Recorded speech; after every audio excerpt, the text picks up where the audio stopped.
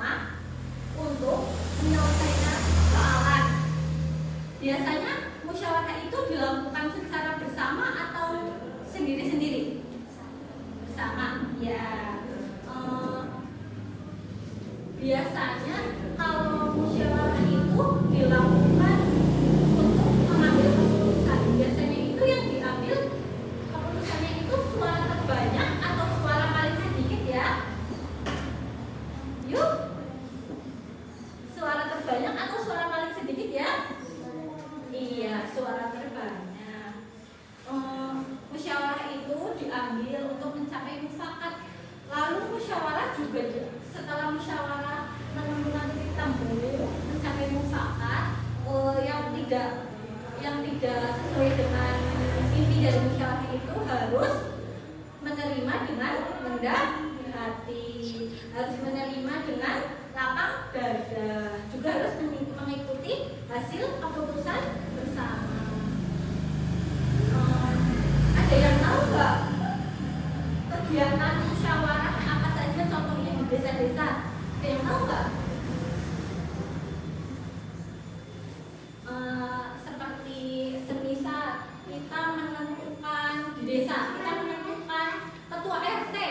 Semisal Mbak ini mau jadi ibu RT. Kita kumpul, nanti ada yang setuju, ada yang enggak. Tapi lebih banyak yang setuju. Berarti Mbak ini jadi ketua RT. Semisal Mbak ini enggak setuju, tapi lebih banyak yang setuju. Jadi Mbak ini harus menerima dengan lapang dada, menerima dan menjalankan hasilnya seperti itu. Setelah itu, tahu nggak bagaimana kita cara menghargai keputusan bersama yang telah dihasilkan dari musyawarah tersebut? Gimana cara menghargainya? Gimana? Ayo gimana? Dengan melaksanakan keputusan dengan baik, ya. Melaksanakan hasil keputusan bersama harus memperhatikan hal-hal. Yang pertama, menjunjung tinggi harkat dan martabat manusia. Kita harus menjunjung tinggi karena gimana ya, jika tidak nanti kita merugikan orang lain. Kita membuat orang lain sedih, membuat orang lain marah seperti itu. Jadi kita harus menjunjung tinggi harkat dan martabat manusia. Yang kedua, mempertanggungjawabkan secara moral kepada Tuhan. Hasil keputusan tersebut harus kita pertanggungjawabkan karena kita memiliki tanggung jawab bukan kepada manusia saja, tapi juga kepada Tuhan. Yang ketiga, nilai-nilai kebenaran dan keadilan. Dengan menjalankan kewajiban kita juga menggunakan nilai-nilai dan keadilan supaya dalam menjalankannya kita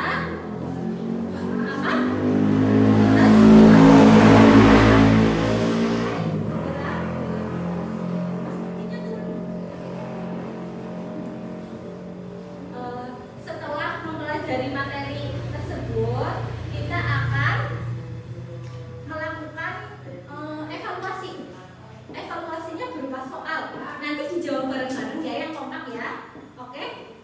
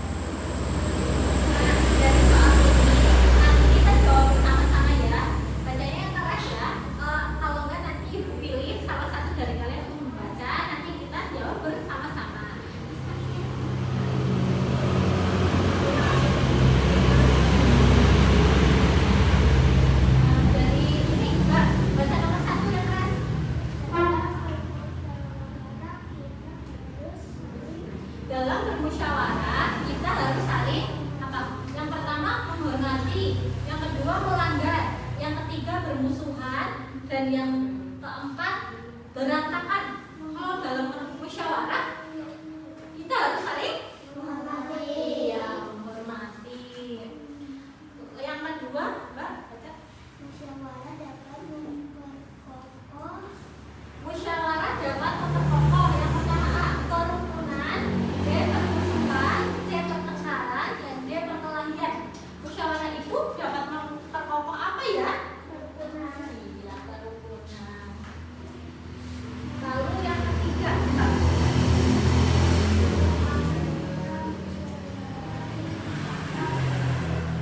Setiap anggota musyawarah berhak untuk yang A, bertengkar, yang B, bermusuhan, yang C, berpendapat, yang D, berprasangka. Apa? Kalau bertengkar, iya apa enggak? Oh, enggak. Kalau bermusuhan, iya apa enggak? Enggak. Kalau berpendapat, iya apa enggak? Iya. Karena dalam musyawarah itu setiap anggotanya berhak untuk berpendapat, mengeluarkan pendapat. Semisal kita sedang bermusyawarah nih, terus Mbak ini menyampaikan pendapat, boleh atau tidak? Boleh. Mbak ini menyampaikan pendapat, boleh atau tidak? Boleh. Semuanya berhak untuk menyampaikan pendapat. Lalu yang nomor 4, Mbak yang salah. Kalau menyampaikan pendapat sebaiknya kita bersikap. Dalam menyampaikan pendapat sebaiknya kita bersikap iya sopan. Kalau menyampaikan pendapat dia itu artinya kita menyampaikan atau enggak? Enggak. Terus marah, menyampaikan pendapat dengan cara marah-marah itu baik atau tidak? Tidak boleh ya. Terus menyampaikan pendapat dengan memaksa, boleh enggak? Aku pendapatnya seperti ini aja, seperti itu, boleh enggak? Enggak.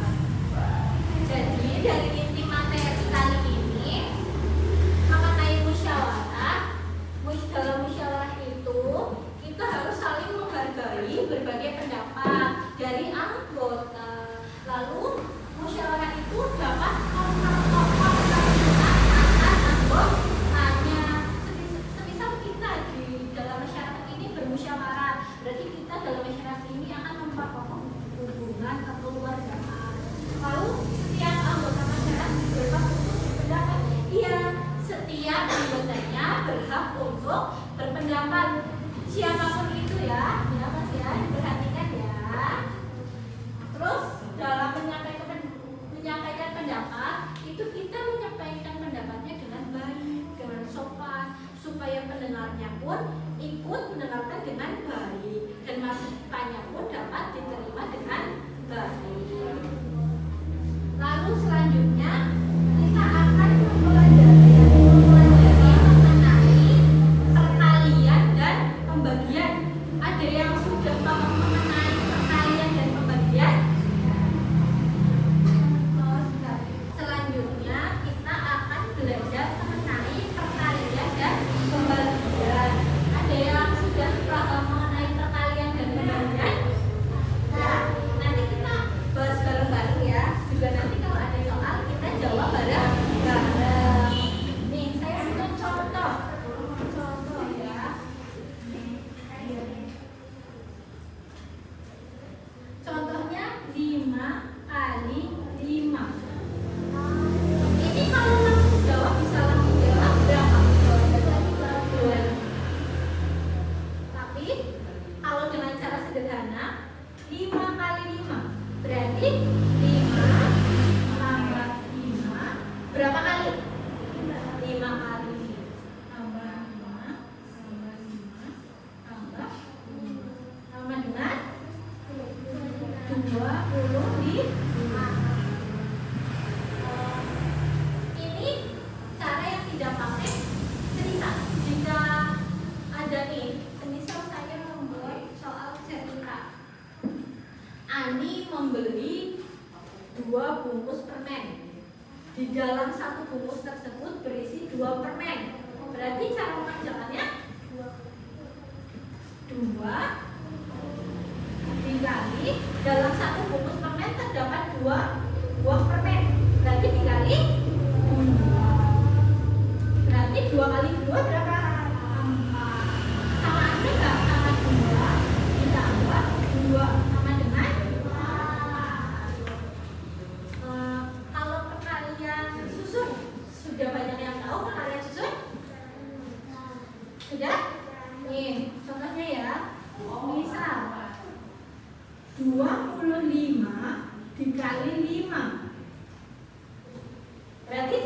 pekerjaannya dari belakang dulu ya. 5 kali 5 berapa? 25. Kita tulis 2. nah, 2-nya kita simpan. Lalu 2 kali 5 berapa? 10. 10 ditambah dengan 2 ya. Iya kan? 10 tambah dengan 2 ini. Iya sih. Lalu selanjutnya kita akan membahas mengenai pembagian. Yuk perhatikan sini. Kita akan membahas mengenai pembagian. Yang pertama, contoh sederhananya ya. Mas, tolong perhatikan ya. Mas, tolong perhatikan ya. Semisal saya punya soal 25 dibagi 5. Ini kalau cari uangnya hasilnya berapa? 25 bagi 5 berapa? Berapa? 25 bagi 5 berapa? 5, benar. Kenapa 5? Ini caranya. Dibagi 5. Jadi kita harus mengurangi 5. Lalu ini kan masih kurangin 5 lagi. Kurangin 5 sebanyak 5 kali karena hasilnya 5. 25 dikurangi 5 berapa? 20. Terus 20 dikurangi 5 berapa? 15. 15 dikurangi 5 10. 10 dikurangi 5 5. 5 dikurangi 5 0. Jika hasilnya 0 ini berarti benar. Oke? Maka nanti dalam soal evaluasi saya akan memberi contoh soal melalui soal cerita. Perhatikan dulu ya Mas, sebentar ya. Kita akan mengevaluasi soal perkalian dan pembagian melalui soal cerita. Didengarkan ya. Bentar ya, dengarkan ya. Yang pertama, Pak Agus mempunyai 20 ekor sapi. Pak Agus mempunyai 20 ekor sapi. Berapa jumlah sapi Pak Agus? Kan Pak Agus punya 20 ekor sapi. Sapi itu kakinya ada berapa? 4. Jadi cara pengerjaannya untuk mengetahui seluruh jumlah kaki sapi milik Pak Agus itu bagaimana? 20 ekor dikalikan dengan 4. 20 kali 4 berapa? 20 kali 4 berapa? Berapa? Iya, 80. Cara sederhananya seperti ini. Seperti tadi cara susun ya. 0 kali 4 berapa?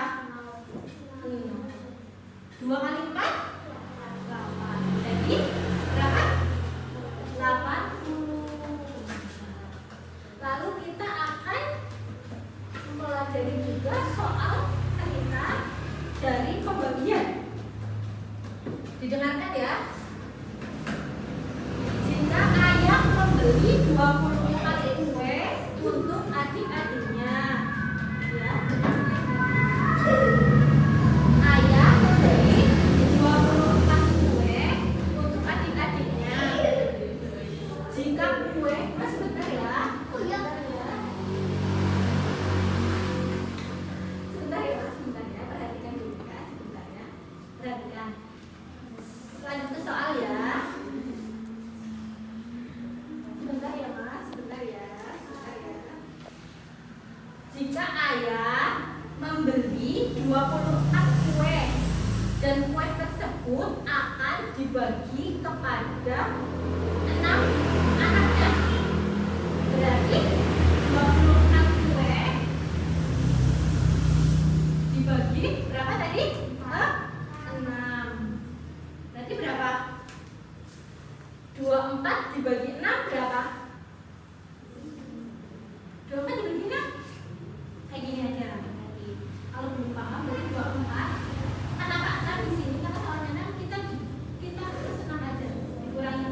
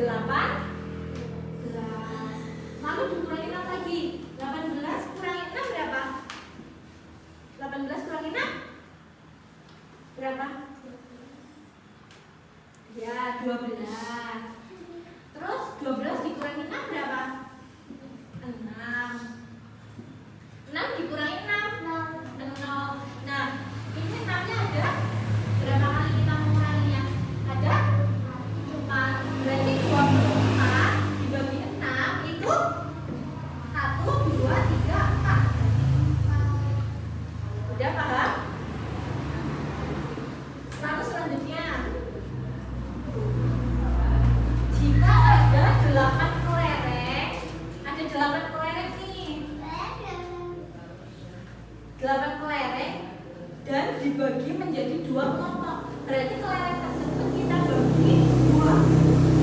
Kalau 8 dibagi 2 berapa? 4. Kenapa 4? Seperti tadi lagi, 8 dikurangi 4 sama dengan dibagi kurangi 2 karena ini 8 kurangi 2 6 kurangi 2 4 kurangi 2 2 dikurangi 2 ini 2 nya kita kurangi 2 4 kali, jadi 8 dibagi 2 itu 4.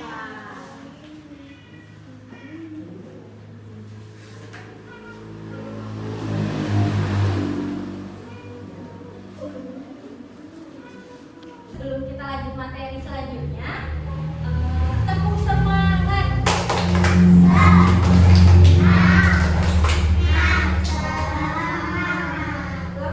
Satu kali lagi, ayo semangat. Tepuk semangat.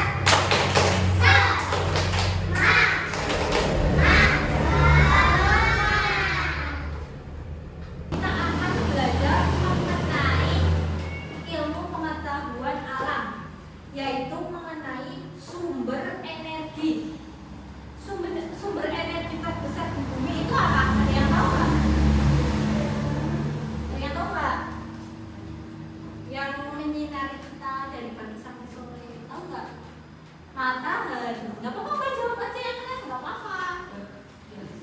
Energi yang dapat dimanfaatkan untuk kehidupan manusia. Kan contohnya seperti tadi, matahari. Matahari itu bisa menyinari kita dari pagi sampai sore. Terus bisa dengan panasnya itu bisa mengeringkan jemuran ibu kita ya. Kita menjemur pakaian. Terus dari pagi itu sorenya kan bisa kering. Itu karena bantuan dari sumber energi yaitu matahari. Lalu contoh lagi air. Kita mandi dengan air, gosok gigi dengan air. Lalu apalagi? Menyiram tanaman dengan air, mencuci piring, mencuci baju dengan air. Terus sumber energi itu ada 2 macam, yaitu sumber energi yang bisa diperbarui. Saya ulangi ya, sumber energi itu ada 2 macam.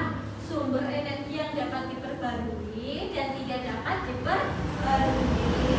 Sumber energi yang dapat diperbarui itu contohnya sumber dari alam ya. Contohnya air. Terus apalagi tadi? Apalagi? Matahari karena tidak ada habisnya. Terus sumber energi yang tidak dapat diperbarui contohnya apa? Ada yang tahu? Ada yang tahu? Seperti bahan bakar, misalnya bahan bakar yang untuk motor, bensin, terus gas. Tahu gas nggak? Iya, minyak tanah itu tidak dapat diperbarui karena kalau dipakai terus menerus itu akan habis. Makanya sekarang itu ada cara untuk menghemat energi. Kenapa kita dianjurkan untuk menghemat energi itu? Supaya bahan bakar yang tidak dapat diperbarui itu bisa habis, tidak langsung habis seperti itu ya. Paham semuanya? Cara kita untuk menghemat energi, ada tahu nggak? Cara kita untuk menghemat energi apa? Cara kita untuk menghemat energi, misal kita menghemat energi listrik itu gimana? Lampu itu harus dimatikan ketika sudah tidak digunakan. Lalu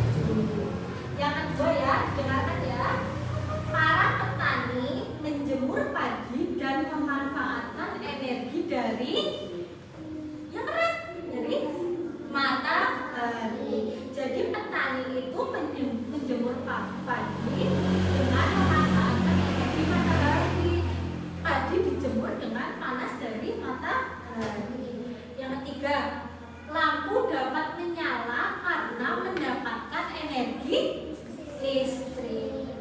Yang keempat nih, sumber energi yang tidak dapat diperbarui adalah apa aja tadi yang tidak dapat diperbarui? Kalau yang dapat diperbarui kan seperti angin atau udara, air, itu dapat diperbarui. Yang tidak dapat diperbarui apa tadi? Gas. Terus iya, minyak bumi. Yang kelima, kompor mengeluarkan energi panas yang digunakan untuk keperluan